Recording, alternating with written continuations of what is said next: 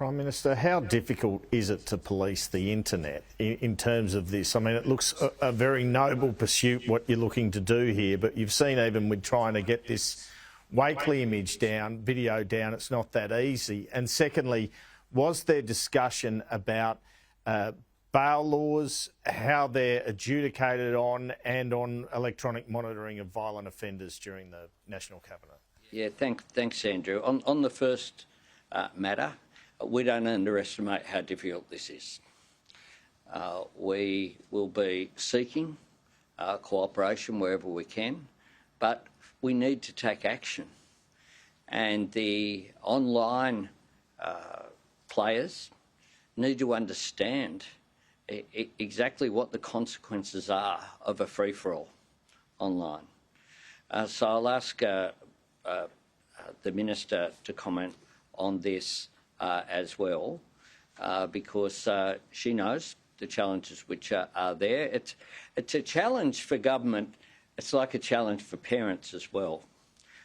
Parents are terribly concerned about their children and what they're seeing online. And that is increasing over a period of time. My son, as you know, is no longer a child, as a young adult. The time in which from he was first getting access through, it is a far bigger problem today than it was 10 years ago. And that was something that really came through from Premier Allen's report about the Royal Commission. From 2016 to today, there are different challenges. Even from 2022 with this 10-year plan, and that's why the Commissioner says there's a 10-year plan, its framework is very good, but we can't afford to set and forget. We need to continually look at what are the challenges and how do we overcome them, and overcome them together, across the Parliament, across society as well. On the issue of the states and territories, when we went through reports from each of the jurisdictions, they spoke about electronic monitoring, spoke about the range of issues in the justice system as well, which are there. That's the work that will continue. There is a police ministers meeting this Friday. The Attorney General's Standing Committee will discuss these issues as well, and then come back in the next quarter, so not kicking this down the road, come back with ways in which uniformity or greater uniformity can be considered going forward. But it was very constructive.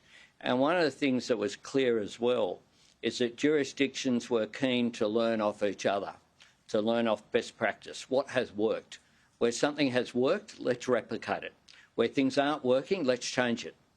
And that is a determination from the Premiers and Chief Ministers, which was there. I was certainly very heartened by the level of cooperation which was there. That work will be led by Premier Malinauskas as the chair of CAF, which is basically the caucus, if you like, of Premiers and Chief Ministers. But I'd ask Michelle to make some further comments on your first question. Thanks, Prime Minister. I think the Prime Minister is absolutely right in that there is a sense of, is this too overwhelming for governments to approach, and what sort of changes can be made? I'd make three responses to that.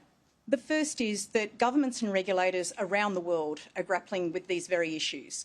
And it's important for Australia, as we have done, to continue to monitor what is being done and actions that are being taken overseas, but also to be coordinated across government. And that's why, as the chair of the Online Harms Ministers Group, that includes Minister Rishworth, the Attorney General, Minister for Education, Minister for Youth, we have taken a very coordinated approach to understanding these issues. We also need to break these down into areas where we have laws that need to be changed to operate more effectively, or where there are gaps in the regulatory system that need to be addressed.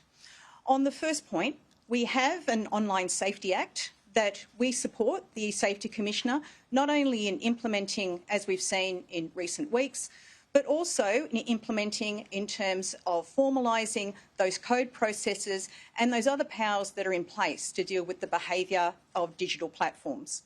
but where there are gaps as well. And we have seen, even since the beginning of 2022, when the Online Safety Act first came into operation, there was little understanding, if anything, about generative AI, and certainly not about issues such as deepfakes. The announcement that the Prime Minister has made today about taking forward that banning of deepfakes represents not only that coordination, not only that forward-looking approach, but also looking at what other jurisdictions in the UK, for example, have also announced. I think the other important point to note is that as a society, we do need to do more, and this is a role not only for government, not only for regulators and civil society, but also for the platforms themselves. And part of this is putting the emphasis on the platforms to enforce their existing terms of service, and where they are not doing that, to examine what other measures governments can take.